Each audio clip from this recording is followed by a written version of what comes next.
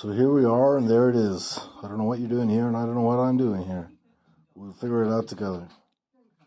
This film is going to be a depiction of the way I think, as best as I can do. And I hope you find it at least somewhat enjoyable. But if I think of something that's entertaining along the way, you can take it as nearly accidental. Because I actually, I'm not an entertaining person at all. My jokes are terrible, and they get worse as I go on. And I haven't scripted this, so that's the introduction. So I'm going to go for my fat look, the Orson Welles job as always, and I will tell you, let's see, what will I tell you? Well, it's pretty simple. I've been schizophrenic now for about 30 years or so, give or take a year. Been on medication since then. The past 12, 15 years have been pretty good. And now I'm on the verge of getting my first job and maybe being something in the real world instead of always scabbing off the state folks and friends. So wish me luck. But I'm gonna start with a joke that isn't funny at all, so I'm not gonna crack the joke. I'm just gonna tell it to you. It was told to me by a guy called Father Willie Nugent in a hospital, and this is the joke. This guy is driving along and he gets a flat tire. The wheel comes clean off. So he gets the spare tire out of the trunk, puts it onto where the wheel came off, but he discovers he has no nuts for it, no little screwy nuts to put the wheel on. Little does he know that he had this incident at the wall of a mental hospital. And sitting on top of the wall is a schizophrenic. And the schizophrenic shouts down at him, "Listen, I've got a solution for you." And the guy thinks, this guy's crazy, it's going to be rubbish. But no, listen. The schizophrenic goes, "Listen, take one nut off each of the other wheels, put those 3 nuts on the 4th wheel, and it should be strong enough for you to get to a nearest garage where a proper job can be done." And the driver goes, "My God, that's amazing. Like, you're schizophrenic. How did you think of that?" And the schizophrenic goes, "I'm schizophrenic, not a fucking fool." That's not a funny joke. That's a serious statement of fact. I'll have you know. And you lot sniggering at the back, I'm watching you. Oh yeah, I'm on to you big time.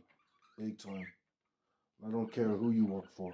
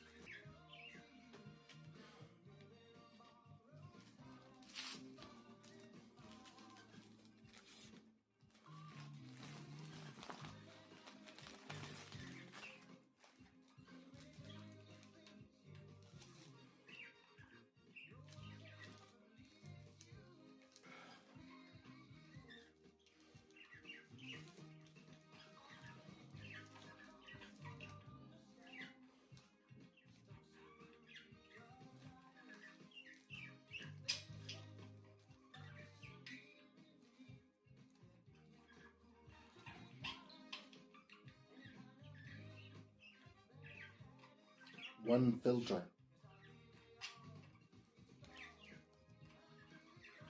That's throw it around the place, Sean.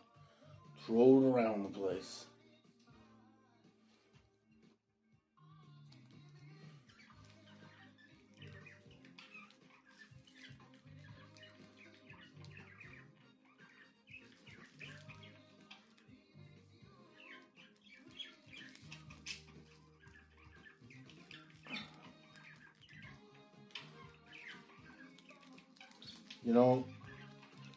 One of my favorite one-liners is by the actor Brad Pitt. And it's simply a single word. Lipstick.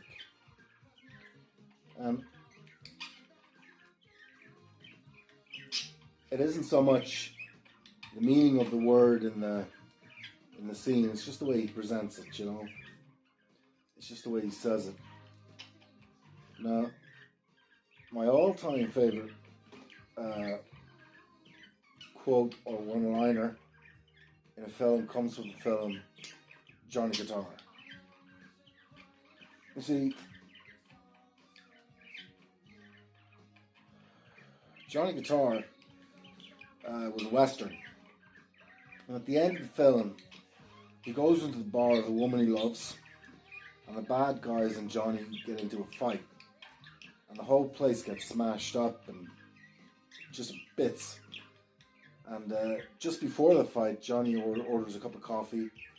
The fight happens. By the time he gets back to his cup of coffee, it's gone cold. So he orders a fresh cup of coffee. He rolls a cigarette. And he goes, when it comes down to it, all you need in this life is a cup of coffee and a good smoke. And that was the end of the film.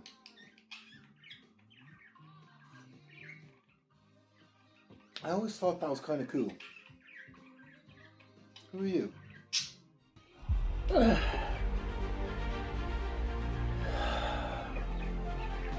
You know, talking about smoking cups of coffee is a filthy business. Not only from the point of view of being extremely unhealthy, expensive, and a complete con, it's very, very messy. You get ash all over the friggin' place. The ashtrays in your clothes and your hair stink of the smoke. And you're kind of going to yourself, do I really want to do this? Now, I've touched on this before in previous videos. And I kind of say to myself, you know, unlike Alan Carr would state, I actually do enjoy my cigarettes. I don't like coughing because of it. I don't like the way these rollies just burn to ash that falls all over the place. Like a normal ready-made cigarette, they stay together till you tip it. Whereas a rollie just keeps falling apart. And I have to ask myself, do I want to smoke? Or am I just smoking because I'm addicted? I'm in a quandary because I don't want to smoke, yet I want to smoke to fill the gap. So I filled this gap created by cigarettes when I was, 15. And now I can't seem to do it without them. Anytime I try and quit, my mental health goes down the tubes, and I'm up shit creek without a paddle. So I go back on the smokes. It's only recently I started using filters. So before I started using filters, I was coughing and coughing and coughing and coughing and nightmare. So I use the filters now. Now I don't cough as much. But I often wonder if it's that one line from Johnny Guitar that makes it so difficult to quit. Is something like that in your life where you see something, you hear something, and then years later you're trying to change to some other way of thinking, and yet this memory keeps cropping up and you can't quite shake it?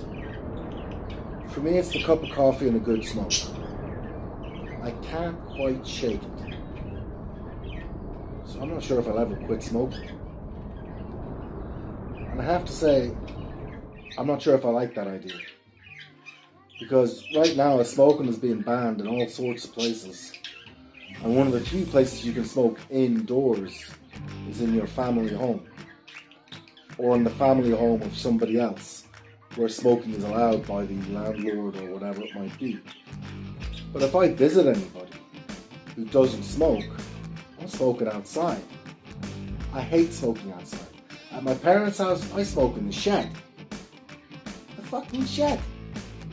Now, I have no problem with them objecting to me smoking in the house, because my mum has breathing conditions. They both hate the smell now. They quit years ago and they just hate smoking. That's fine. I understand where they're coming from. My point is that the only place I can enjoy my cigarettes are either outdoors when it's sunny or indoors in my own house, but that's it. So how many cigarettes do I actually enjoy? Do I enjoy the ones, say in December, when I'm standing in front of a building in the elements when the wind is blowing and my fingers are frozen while I'm trying to roll a cigarette, and I'm kind of going, why am I here? And what am I doing? You know, like the moment, you can probably see that nicotine stain, you know? You can see that nicotine stain. Do you honestly think anybody wants those? I don't. I just don't want them. But anyway, I think we'll move on to Zorba the Greek. Bear with me.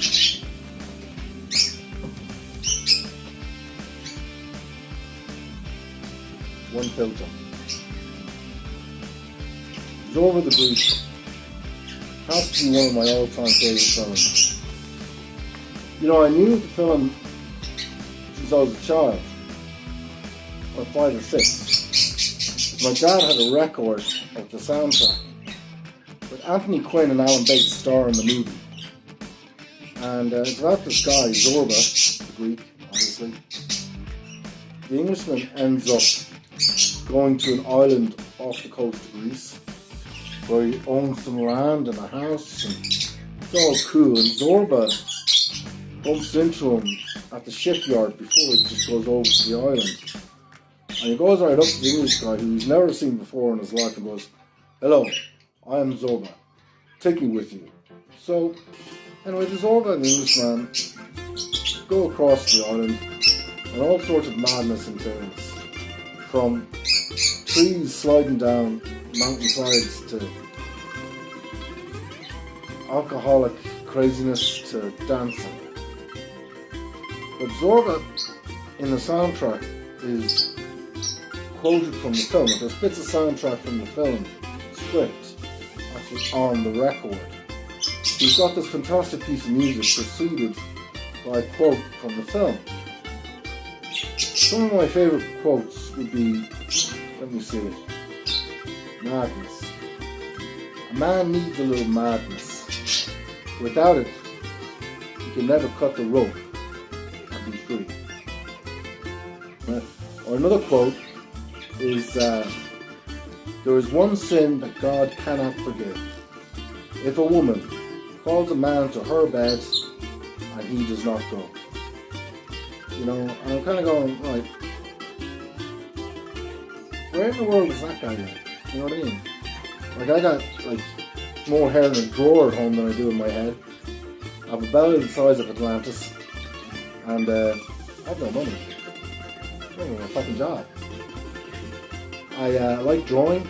I like making films. I like doing all sorts of shit. But, I'm going nowhere fast.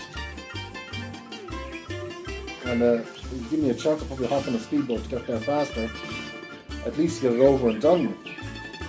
But then, a lot of people would see that as the end. And like, I'm not talking about any self-harm or any of that kind of shit. That's not what I mean. I'm talking about the end of a certain journey in my life. To get to a certain stage. And I suppose the stage I'm at now is I'm coming to the end of that journey. But it's the beginning of another. And that is what I'm talking about.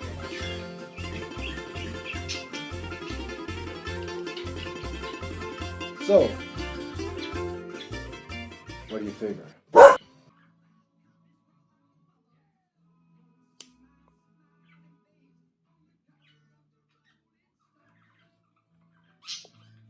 I'm going to tell you a fact.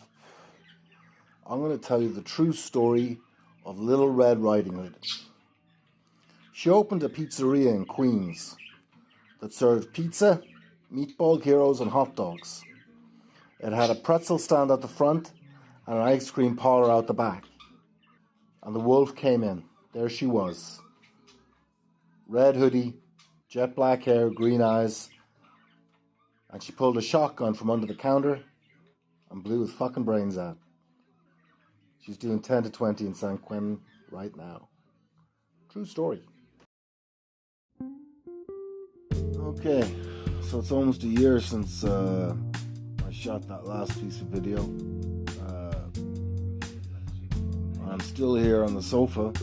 I don't know how I got to the kitchen.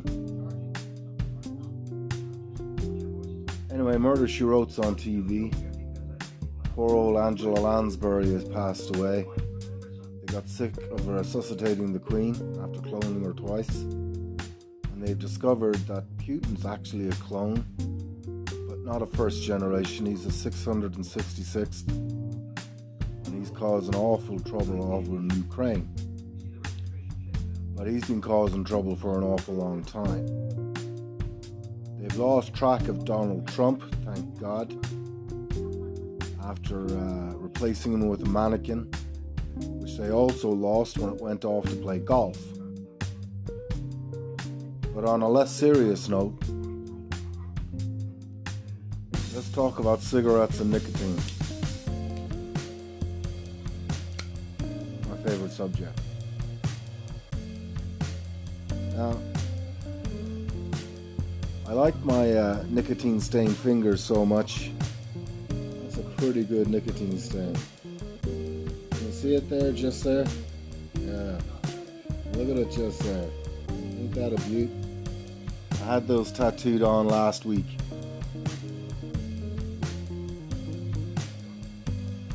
I quit 4 months ago. So, I figured easiest way to quit was to get the couple of tattoos on the fingers. Now you may be wondering why it took me so long to get the tattoos. But tattoos are expensive. So I had to save up my cigarette money to get the nicotine stained tattoos so I could quit smoking. Now that I've got the nicotine tattoos, I discovered I don't want to quit smoking anymore, so I bought a pack.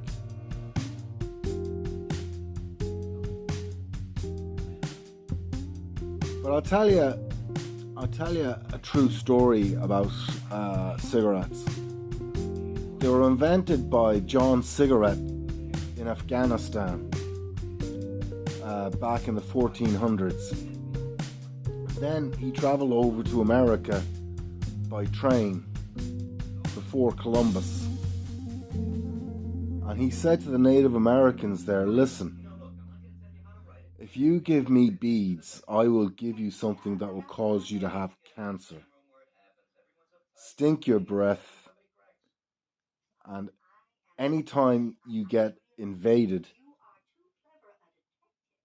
you give them this stuff, tobacco, and you eventually kill them all off. All you have to do is wait. Now, that is the true story behind tobacco. It is the first major weapon of destruction. Mass destruction. No truth of a lie. No truth of a lie. Okay, so generally speaking, I'm pretty heartless. I think a lot of things are an awful shame, but why be serious about them? It only makes you unhappy. I don't see the point in being unhappy. It's kind of like this idea I have that I don't see why things like illness, whether mental or physical, should be painful. The painful part doesn't solve anything. You might as well just have the illness, cope with it, and realize that the painful part is the part that's not very practical. It doesn't solve any problems. Of course, I have a couple of minor problems with the part where you die. I don't really like that part. I think some of you out there can sympathize with this. But in short, about 4'1", it has to be said that an awful lot of people have been practicing this dying thing. And when I think about it, I miss an awful lot of people. But what a lot of people don't really take in when it comes to me is that because of my schizophrenia, I still picture people very much alive in my imagination. And it's not the same for me when other people pass away. It's like they're still there in a very strong way. And to some people this sounds like a blessing, but it's not. Because it can hurt, because like you kind of go, all right, this isn't real. I have to shut this out. I have to stop thinking like this. But the schizophrenia doesn't work that way. It's like it picks a point and it keeps just picking at it, making a small hole in the back of your head. And the more it pricks at it, the bigger the hole gets. Until eventually, you've got a gaping mass at the back of your skull where everything is getting in. And you just don't want it.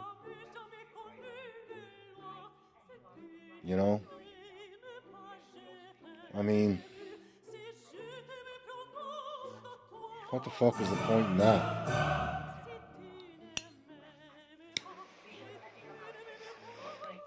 I don't see the point in that. I wear a cross.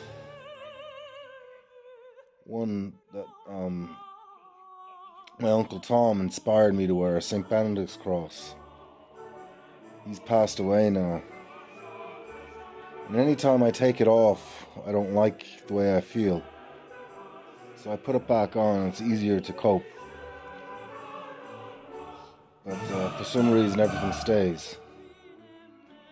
Nowadays, I can function much better than I ever could since I was ill. But it meanders along in the back of my mind. And I still don't like it.